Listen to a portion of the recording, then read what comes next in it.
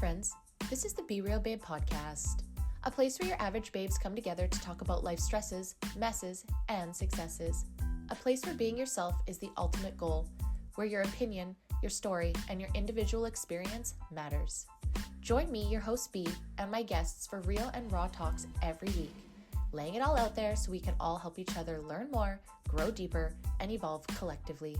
Now keep in mind, as a disclaimer, no one here is an expert and no one is giving any advice. This is strictly our opinions, thoughts, feelings, and for entertainment purposes only.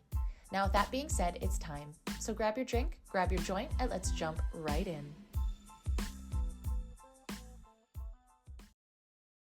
Welcome everyone. Welcome to the Be Real Babe podcast. If this is your first time here, thank you so much for stopping by the show today. I hope that you have a good time.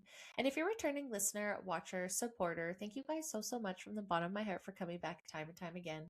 For those that don't know me, my name is Brandy. I am the host of the show, and today you guys, we're on episode 250, Being Real About Missing People of Canada, BC edition. Now today, you guys, I have a solo episode, a couple more episodes before I close the season, and this topic is something that is very important to me. If you are on the YouTube channel or watch the YouTube show at all, the Be Real Babe show, every Mondays and Wednesdays, you will know that I do bring up missing people in Canada quite often, and I thought I should bring this to the podcast platform.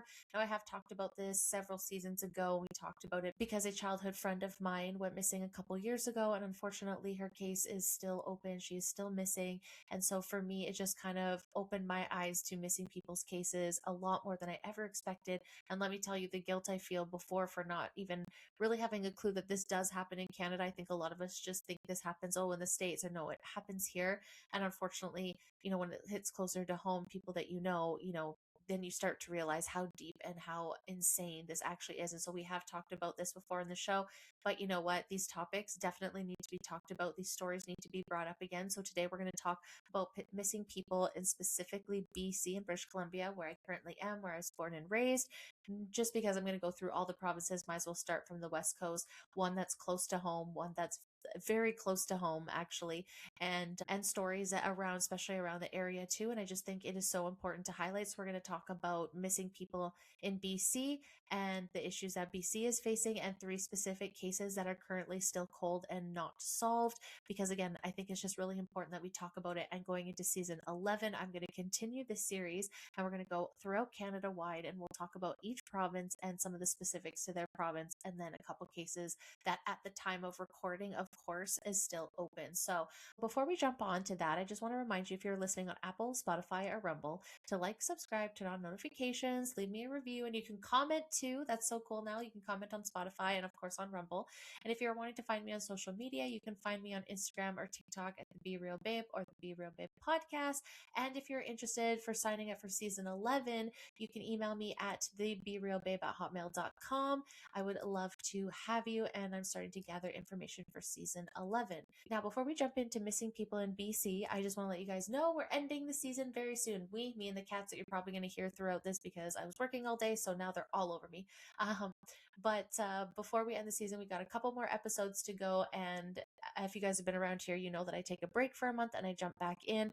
But this time between seasons 10 and 11, I'm going to take an extra long break. So I don't think that's going to break anybody's hearts. I very much appreciate all the listens, but hopefully that doesn't disrupt anybody's time or anybody's upset. But after 5 full years, 10 seasons, 1 full year of 3 episodes, pretty much between the YouTube channel and podcast for an entire year now, I am wiped out. I am so tired.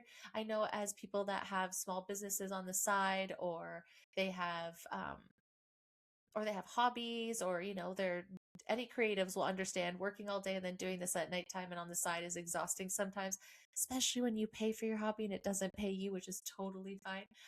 So yeah, just ending the season extremely fulfilled. So grateful for all the listens, all the support, hitting 20,000 plays, but very much excited to take a break. And then this time, guys, I'm going to actually spend some time learning some things. I feel like I only have 1 month in between seasons to pretty much just prepare for the next season. I don't even have time to learn how to edit better or improve my flow, or change the template that I send out to guests for their interview questions, things like that. Those little admin things that I never get to. Being a one lady show, I'm going to get to in the next 2 months. So although it really feels counterproductive after going on this really great streak of so much support, taking a break, but I think it is much needed. I just need a whole month where I don't listen to myself or see myself on a camera.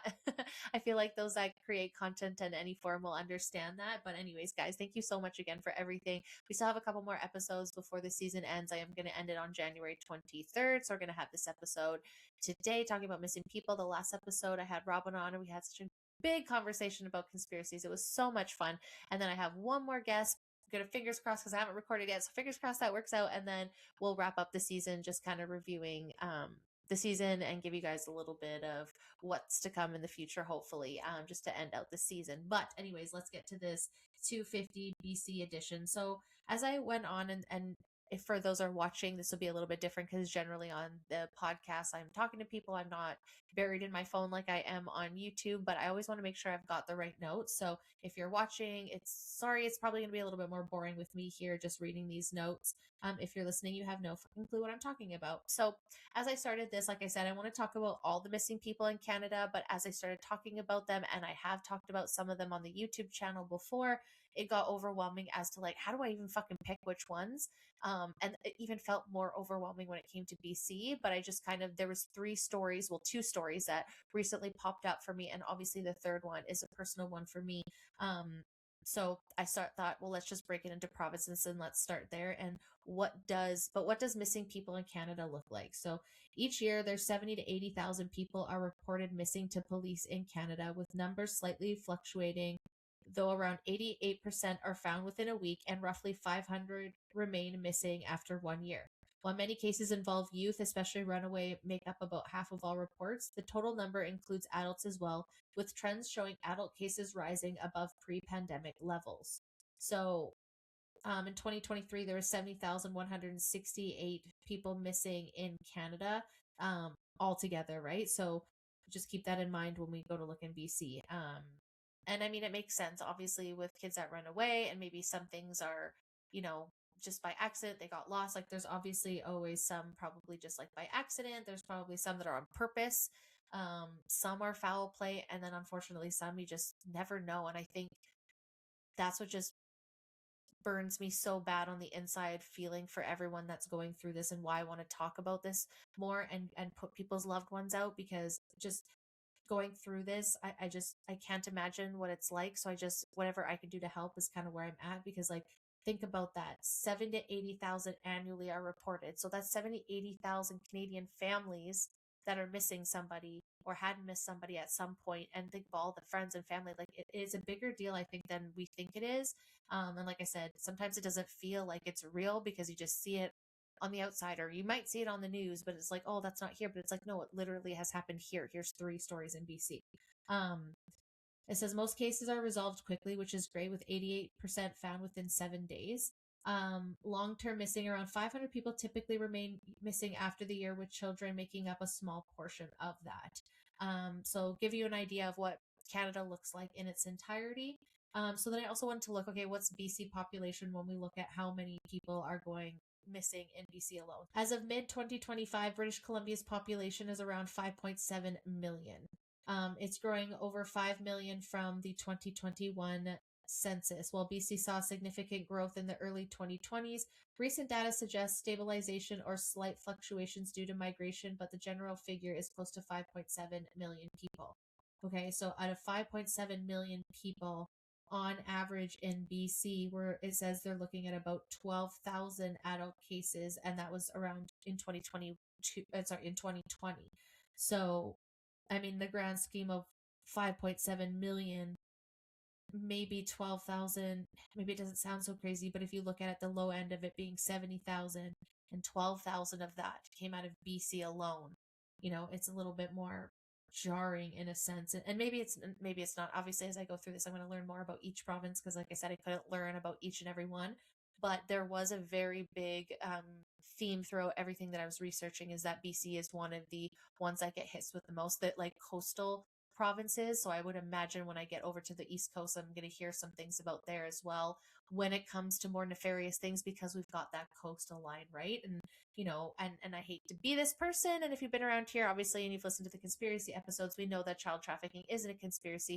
It is a global currency, unfortunately. And I'm not trying to be this person, but when you have multiple ports and ways of entering that aren't being checked, like sea cans and all that kind of stuff, that unfortunately opens up the doorway for bad people to do bad shit. And it's not just drugs that they're being trafficked, it's human beings.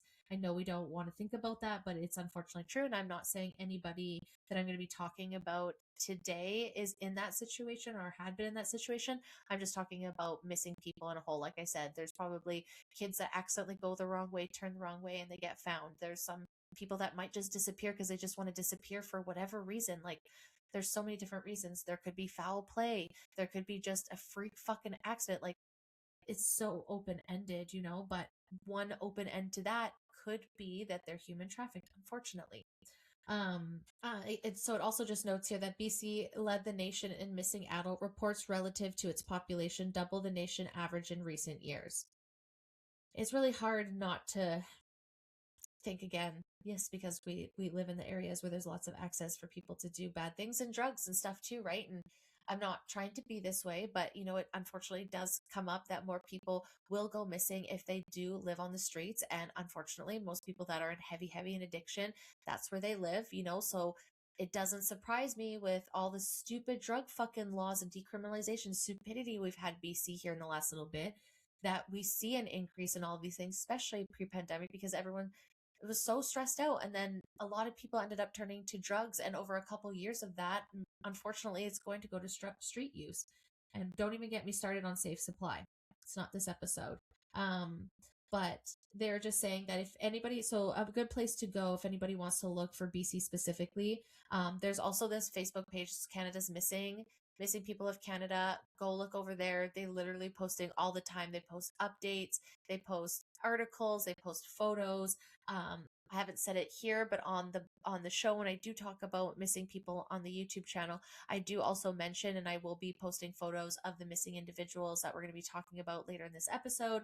I do encourage people to screenshot them when they see them. It doesn't matter if it's your area or not, and maybe just have a little folder, missing people. You just never know, right? And always come at it is like, if that was your family member, would you want everyone to have that top of mind? You know what I mean? So I think it's just a good way to be, and I've been doing it for a while now, actually ever since Amber went missing. I've been taking screenshots of other missing people, specifically in my area for sure, but then I started thinking, well, fuck, what if someone from Ontario made it over here? Like, it doesn't hurt. And just, again, another thing I think is really sad too is that we're also, and I'm guilty of it too, I have to be very mindful of this, we're always so in our phones. For one, that puts us at risk of being kidnapped, and two, we're missing looking around us. You know what I mean? So sometimes now I'm trying to be extra present and thinking of those things. Like, if I'm present and I was ever to see someone, like, how would I ever notice someone's faces if I'm not looking at someone's face? You know what I mean? So just little things that have made me think differently since definitely learning more about missing people. You can also, for BC, it says you can also go to BC Coroner Service. They offer an interactive viewer of unidentified human remain cases in BC. You could also look up the local RCMP and local police. They investigate thousands of these cases, obviously, so there's obviously information there. But again, there's lots of resources. I would even just suggest missing people and type your area and your city and your province. Think about the ones down at the States, anything that's close to. Heck, even fucking countries that might be close to you, right? Are they being boated in? Are they being flown in? Like, it's a real thing. Now, before I jump to the stories here in BC, this is something that I definitely talked about before on the podcast, but I wanted to bring back this topic because it very much relates to missing people in Canada, very much in BC. And I want to bring this front of mind because there's also some other kind of shitty shit that happened with this outside of just this whole thing being completely awfully taken care of, and we've seen very little advancement in solving and taking care of this problem.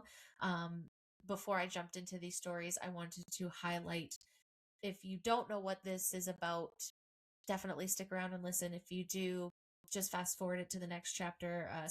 Spotify will have that. But if you have, I just maybe have a listen again just to keep it front of mind. So I'm going to talk about the Highway of Tears, and I'm going to read this directly because I don't want to mess up anything when it comes to describing these things. So it's a 447-mile corridor of Highway 16 between Prince George and Prince Rupert in British Columbia, Canada, which has been the location of crimes against many women beginning in 1969 when the highway was completed. The phrase was coined during a vigil held in Terrace, BC in 1998 by Florence Niziel, who was thinking of the victims' family crying over the loss of their loved ones. There is a disproportionately high number of Indigenous women on the list of victims, hence the association with the Missing and Murdered Indigenous Women movement. Proposed explanations for the year-long toleration of the crimes and the limited progress in identifying culprits include poverty, drug abuse, widespread domestic violence, disconnection with traditional culture, and disruptions of the family unit through foster care systems and Canadian Indian residential school systems. Poverty in particular leads to low rates of vehicle ownership and mobility, thus hitchhiking is often the only way to travel vast distances to see family or go to work, school, or see medical treatment. The lack of public transportation between communities was at one time a major factor. Another factor leading to unsolved disappearances is the area is largely isolated and remote. Soft soil in many areas makes burial easier, and carnivorous scavengers often carry away human remains. Additionally, before December 2024, much of the highway had no cellular telephone service. So I believe in one of my Keeping Up with Canada episodes, I actually talked about how the government finally decided to put in cell phone towers throughout the Highway of Tears. It was actually one of the articles that I had read that I thought was really positive. But when we look at this whole situation and how long it's been going on and how little advancement has happened, it's been insane. If you look deeper into this, there was a whole unit that was dedicated to solving this, and they went from a bunch of people to just now a handful. And of course, we know when you cut resources and money, there's just so many cases pile up, but you don't have as many people to go through it, and then people aren't looking at the cases fast enough to get the information out to the public, right? And obviously this has been a problem for a very long time, and this has been known through the government. And if you thought you didn't hate government enough, I'm going to give you another reason to hate them even more. And I'm so sorry, and I'm not trying to be rude, government, but this is one of the ones where I just don't know that you can explain this away. And then we'll get to the other missing persons cases that I want to go through. So this was actually from Wikipedia. The BC government email scandal.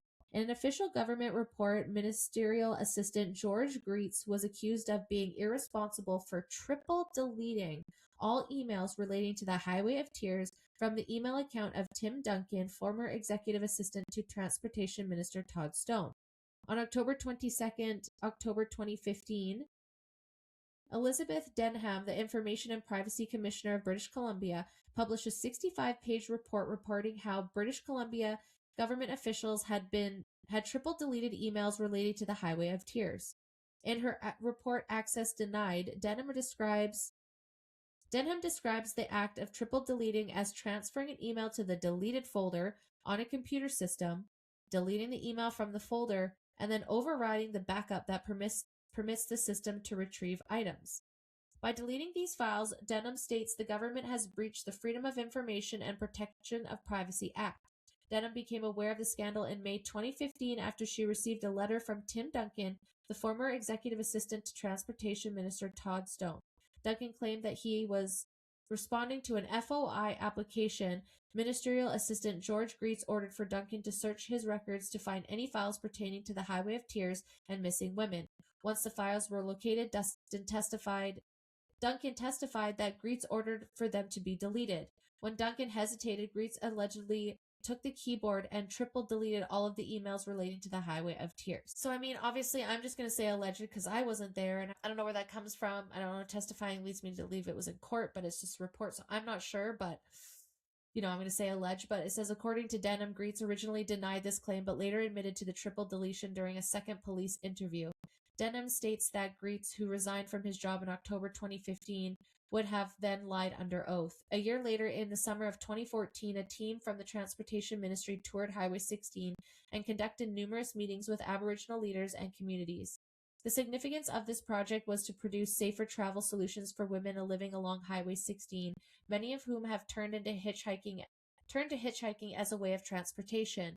In 2014, the NDP made an FOI request seeking all government files pertaining to missing women, the Highway of Tears, and meetings arranged by the ministry. The report Duncan would later respond to. Despite a 2-month tour and multiple meetings, the BC government claimed the FOI request produced no files relating to the Highway of Tears. According to Denham's report, these records did exist until the government officials destroyed them in order to skirt freedom of information laws. In access denied, Denham called upon the RCMP to further investigate the triple deletion of the government files.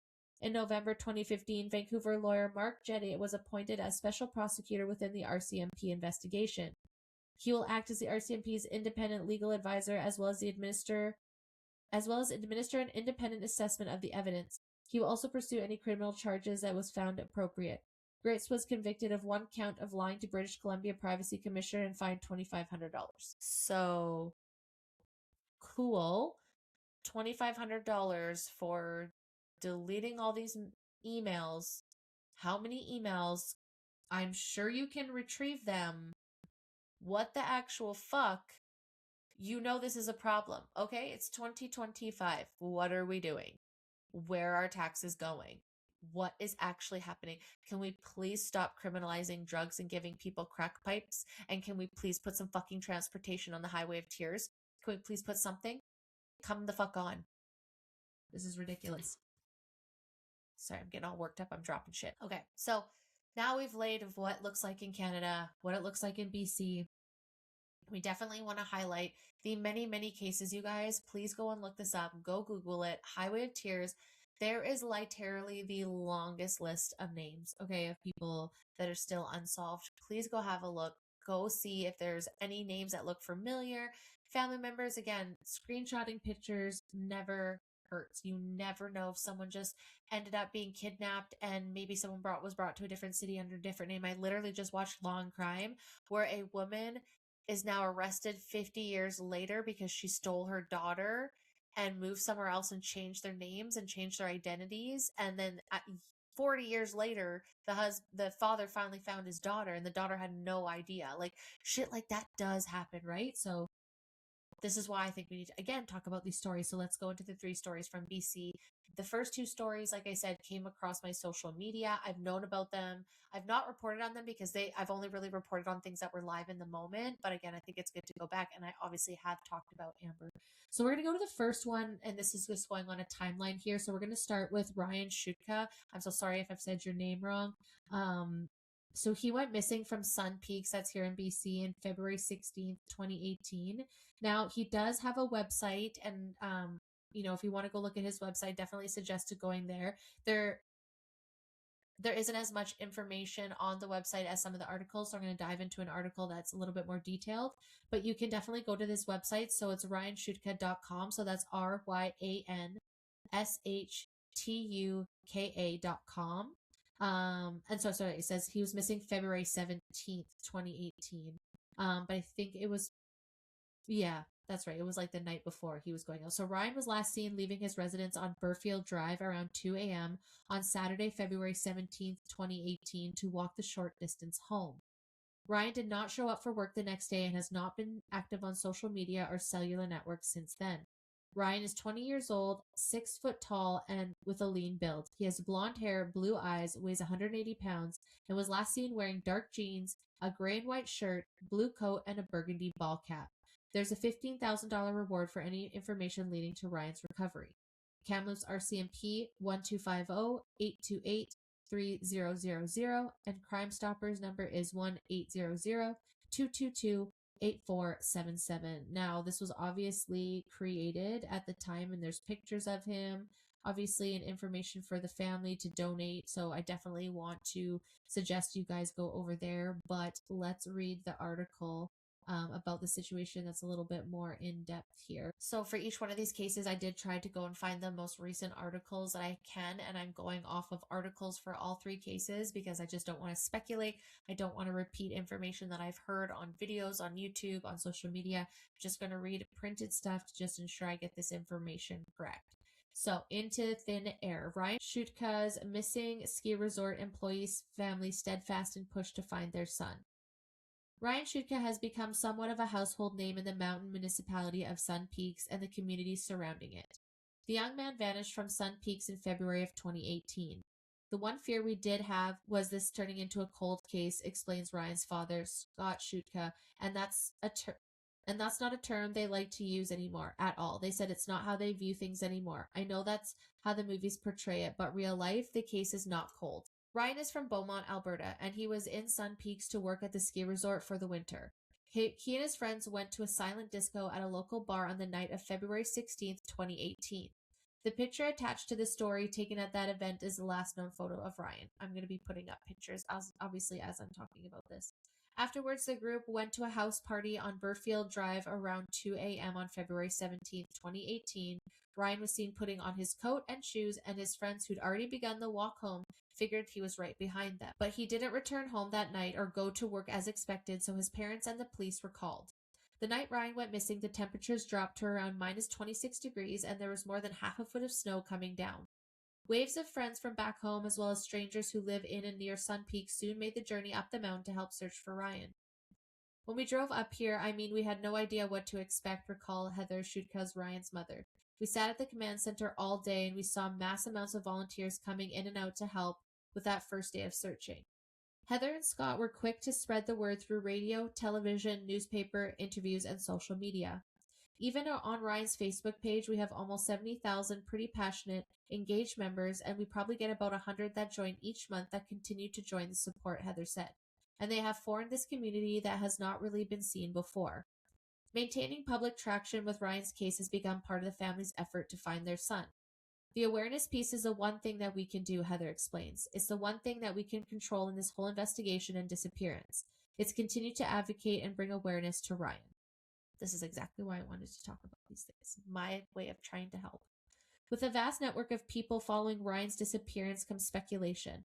Heather says theories about what happened to the young man does wind up in her message inbox from time to time. No fear, we've thought of them all, and somebody speculating on our page, we don't need it, it's not necessary, so we just don't allow it, she adds. Scott stays in contact with Kamloops RCMP to whether there have been any development in the investigation. They're very open. Any tips we get, we send it to them, he explains, and the same thing. I'm sure there's some stuff that they don't divulge because of the sensitivity of the case, but at the end of the day, we have a good rapport with them. The Shutkas return to Sun Peaks a few times a year while volunteers with search, recovery, and detection K9 team in Kamloops continue to look as often as they're able to. It's really hard. It's 7 years of trees and leaves and underbush, and life has gone on for 7 years and gone over the terrain, and the terrain is so incredibly different than was 7 years ago. The police haven't ruled out foul play, but there also hasn't been any suspicious evidence that would point to it. And Heather is adamant the family is sticking with the facts, which is that Ryan was at a party and then he wasn't.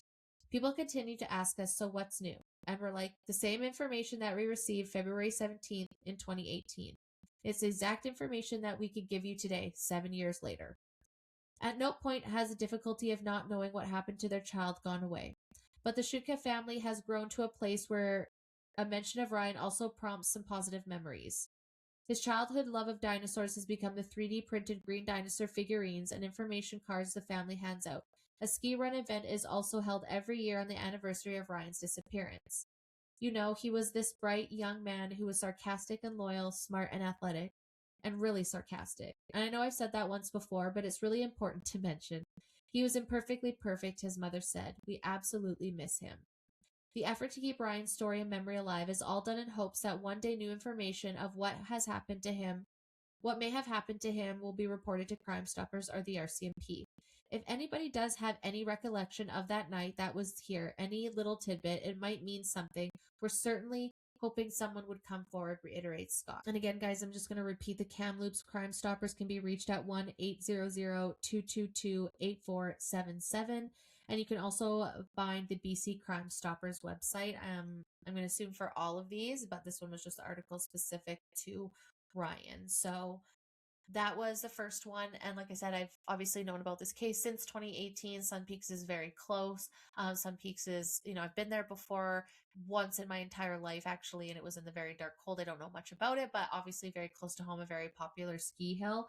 So, and I've just known about the story, obviously, because of the 3D printed dinosaurs that have been, scattered. And then recently, his mother, I believe, I don't know if she was here, but there's a recent post that surfaced about her coming here and how she continues to search for her son.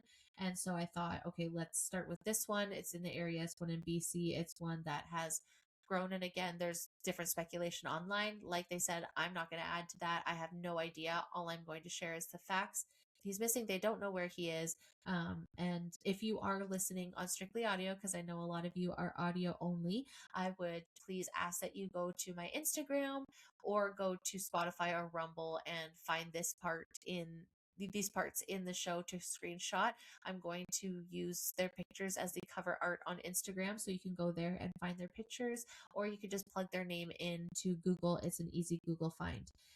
Now going to the next one, obviously I've talked about this more in depth on the show, would be someone that I went to school with as a child, and that would be Amber Manthorn's story. Now, again, I'm going to stick to facts and printed words because I don't want to add any speculation. This isn't about the the the drama, the gossip, the speculation, the conspiracies. Your girl loves a good conspiracy, but not when it comes to missing people in cases that aren't solved that still needs to be helped. There's no fucking around joking about this at all. So I'm going to stick to the facts and read off of here.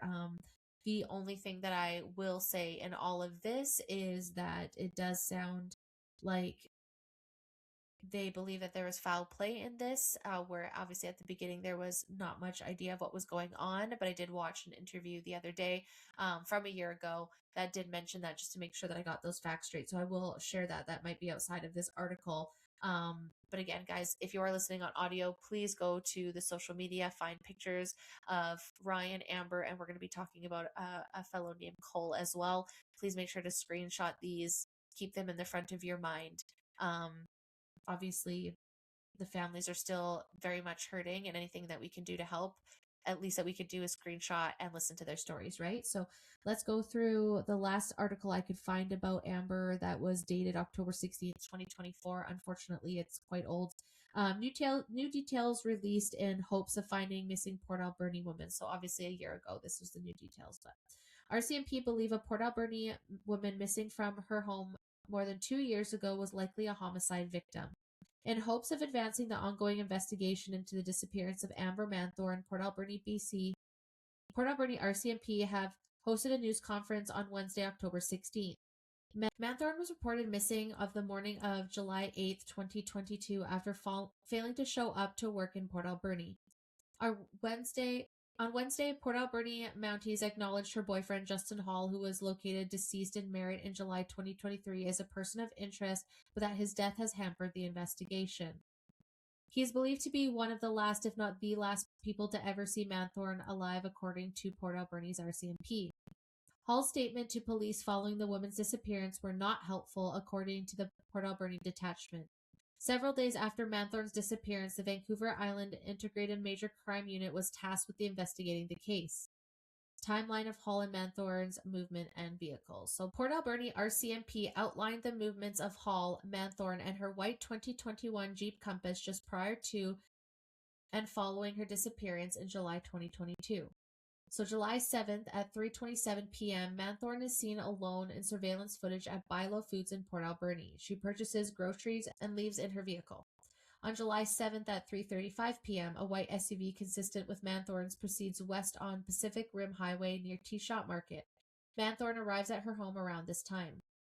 July 8th, 12:22 a.m., Justin Hall phones a taxi company from Petro-Canada service station on River Road. 22 minutes later, a cab is observed on surveillance video near T-Shot traveling west.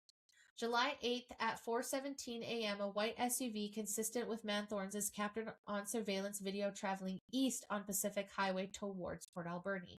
So for those that don't know, it's a highway that goes out to the lake, essentially, and that's the highway that they're talking about here. You go obviously out to Ucluelet, go further west coast, but Amber lives, Amber lived in on right by the lake. So you would go on this highway for the first lake, which is Great Central Lake, and then you go out to Sprout Lake, and then you go on to Ucluelet and Tofino. So from what my understanding is, midday she was seen on surveillance at Buy Low Foods, which is just there's Johnson Road, it's the main road in Port Alberni. It's at the very bottom of there. Then you would go down, continue on that road, and then head out to the highway and out to her home there. So she was seen at 3:27, 3:35. She's going past the Tea Shop Market, which is on that highway, on the way out to the lake where she lives. Then obviously no movement until 12:22 a.m. Justin Hall phones a taxi from Petrocan service station on River Road. So again, that road that she was going on to get to the tea shop market to her house, that's where the Petrocan is. And that's where he would have called the cab. That obviously drove past tea shop market going towards her house. That's where it's last seen. 4 hours later, though, her SUV is seen coming back, one consistent with her vehicle, is seen coming back traveling east towards Port Alberni. So they were again going out of Port Alberni to the lake and going all the way out to Ucluelet Tofino, that direction, and then they were coming back at 4:17 a.m. in the morning. Now, keep in mind this woman has to work the next day, right? Probably 8 a.m. is my guess, I'm alleging. So, like, what the fuck are you doing taking her car at 4:17 a.m., Justin? July 8th at 4:50 a.m., Manthorne's vehicle enters the Husky service station on 3rd Avenue, Port Alberni. The vehicle pulls up to the pump. Hall exits the driver's seat, enters the store, and pays for gas.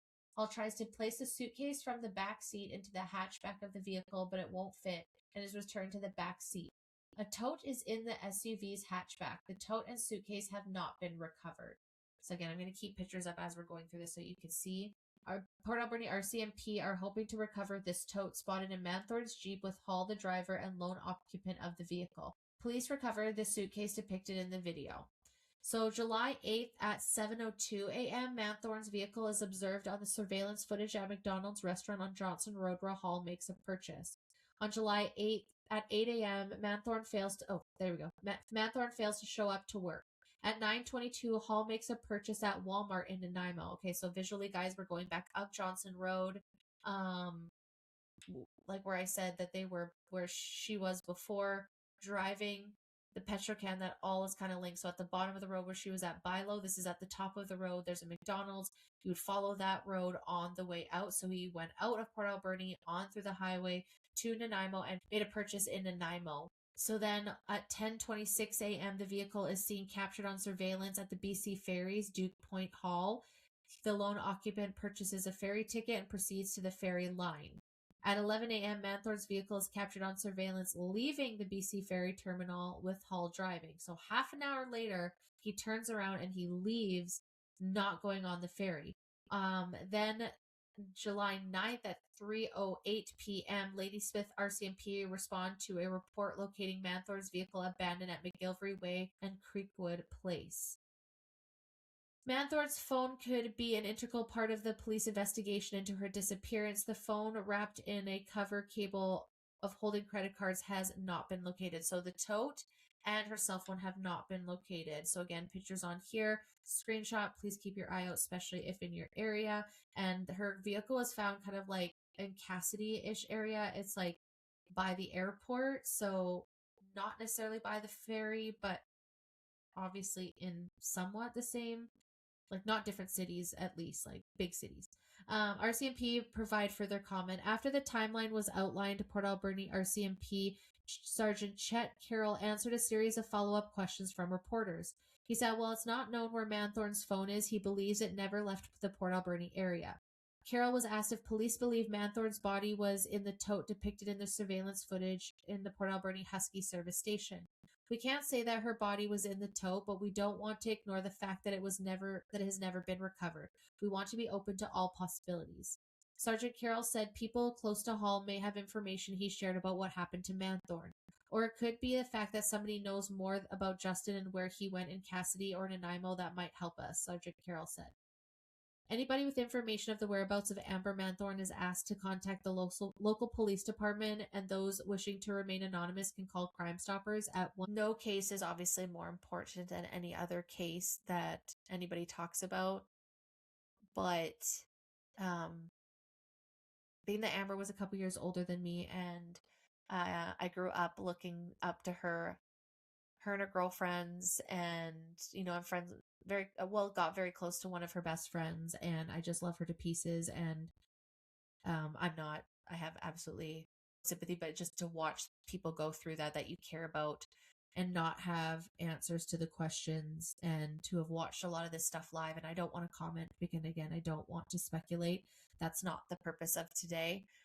But watching this happen live, watching lives of Justin, wondering what the fuck is going on. I've just never, like I said, it opens your eyes to a whole different world that you didn't know existed. And I'm not even very much affected, so I can't even imagine the people that are even closer to Amber. So again, guys, please, I'm going to ask you, if you're listening to audio, please go to Instagram, Be Real Babe Podcast. You don't have to follow me, nothing. Just screenshot their pictures so you have them. Go find Missing People of Canada Facebook page, follow them. Follow any RCMP around the area that share these things. I just think if it's your family, you would want that, right? So really, really thinking about these families and how we can support them. And the best thing that we could do is continue to talk about them. And again, not talking about speculation. I know people like to do that, and I know it's human nature, but please always try to keep remaining to the facts, being open that you don't know, we don't know, but at the same time being vigilant and keeping their names alive. Okay, so let's go on to the final and last, and this is actually the case that kickstarted this, is because I did see Cole's mom post about how it was a 2-year anniversary since he went missing, and that's where I all of a sudden then seen Ryan, and then obviously that brought up things of Amber, so again leading to the birth of this episode. So let's talk about what happened to Cole Holsack in Dawson Creek, December 31st, 2023. So Cole also has a website. There's far more information, most likely because there's just more access, I think, to building websites now than there ever has, and this is very new. So you can go to his website. It's justiceforcolehosack.com. I'm so sorry if I'm saying the name wrong. So that's COLEHOSACK.com, justiceforcolehosack.com. Sorry if I was saying that wrong. Now, since the website has so much on it, I'm going to go off the website versus an article. So we're going to go off the details of this. Again, I'm going to be posting pictures throughout this. Please go and screenshot them if you are listening on audio. So Cole Hosack has been missing since December 31st, 2023, and we're appealing for your help to bring him home. A loving father and a man who's always loved life to the fullest, Cole was passing through Dawson Creek when he disappeared. His family, friends, and community need answers. Every share, every tip, and every action you take could make a difference. Here you'll find all the details, and we urge you to get involved and help us find Cole. So there's a spot here where you can submit information. You can call 250-784-3700 if you have any details. So Cole was missing since, like I said, December 31st, 2023. He was 24 years old, male, Caucasian, brown eyes, brown hair, 5'11", and 200 pounds. He had identifying tattoos. He had a rose on his right temple. He had CLXXXV on his left temple, owl on his neck, and a full right arm sleeve. He was last seen January 1st, 2024 at approximately 12:20 a.m. at the Lone Star Nightlife, 1140 Alaska Ave, Dawson Creek, BC. He was wearing a black Nike hoodie, green t-shirt, dark green pants, Nike Air Force shoes, and a black hat with Boston Red Sox B symbol. So here's a timeline of the events of what happened. So December 31st, Cole arrives in Dawson Creek with a friend, planning to stop over on their way from Prince George to Medicine Hat. His friend, a former Dawson Creek resident, wanted to visit family and celebrate New Year's in her hometown. They arrive at sunrise, and later that evening, they go out to several local spots, including Spike's, Brown's Social House, and Lone Star Nightlife. Cole is captured on CCTV at Brown's before heading to Lone Star. While an unsettling encounter occurs, some unidentified men throw $10 at him, wanting to take over his pool table, but Cole refuses. While it's unclear if this incident is related to the case, these men have not been identified or come forward for questioning. January 1st, 12:18 a.m. Cole steps outside Lone Star for a cigarette and FaceTimes his at the time girlfriend. Shortly after, CCTV video shows him running from the bar where he was celebrating across the street. He's then been seen trying to run between two buildings by the TD Bank, but reemerges when he realizes it's a dead end. Then he takes off down a back alley and out of sight. Moments later, a pickup truck is seen in pursuit. This is the last confirmed sighting of Cole. Authorities are appealing for any footage or tips from this night. January 1st, 2024. Cole's friend and his then girlfriend try repeatedly to reach him, but all attempts to contact him fail. They retrace his step from the night before, but there's no sign of him. January 2nd. Cole's mother, Julie, begins receiving frantic phone calls and messages about his disappearance. Cole is reporting as missing to authorities. Since Cole's disappearance, his mother, Julie, has tirelessly organized 4 large-scale searches, enlisting the help of volunteers to comb through Dawson Creek and the surrounding areas.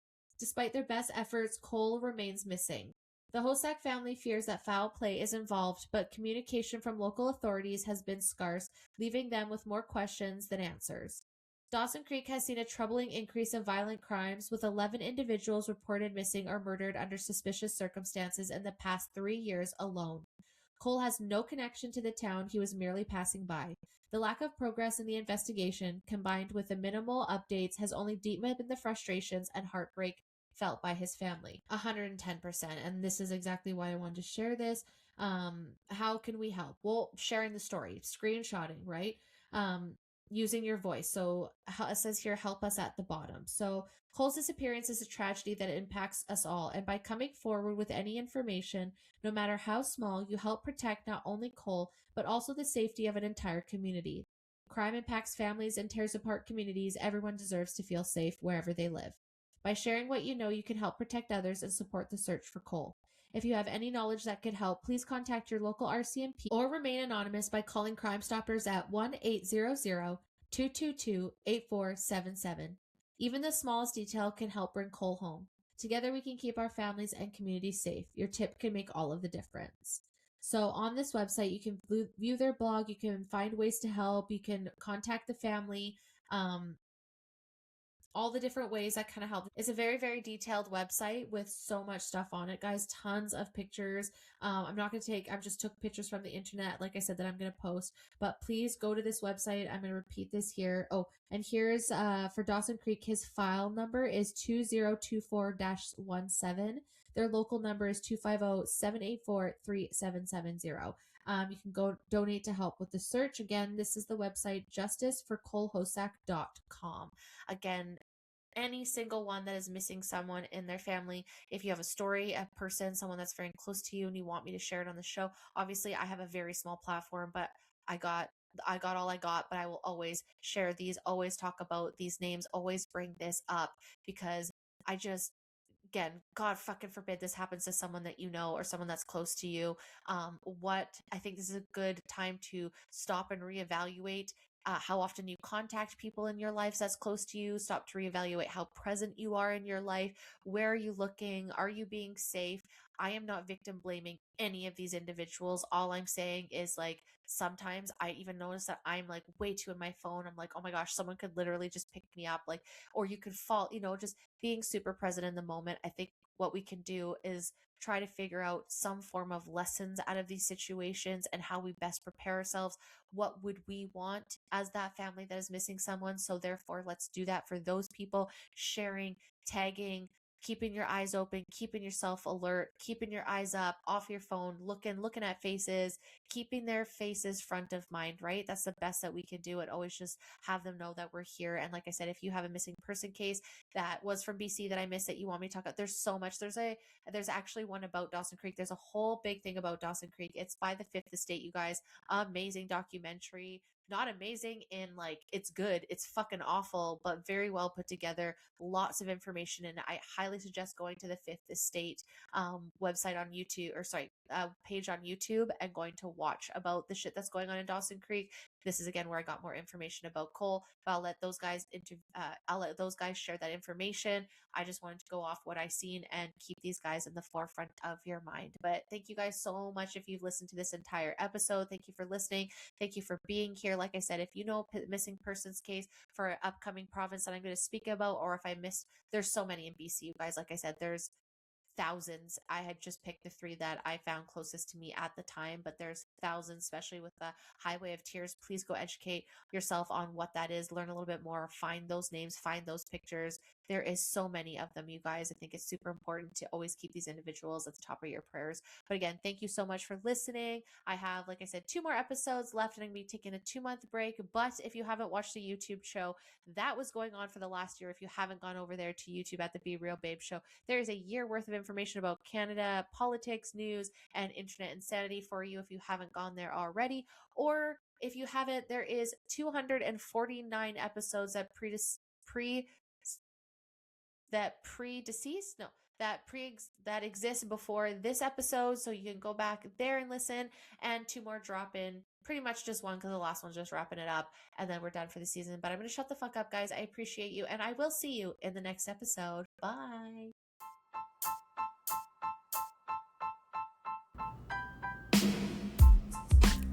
Thank you guys so much for listening. I truly appreciate the support. If you like this episode and you want to hear more, please follow the Be Real Babe podcast on Spotify, Apple, and Rumble. You can also find me at the Be Real Babe podcast on TikTok and Instagram. Until next time, guys. Bye!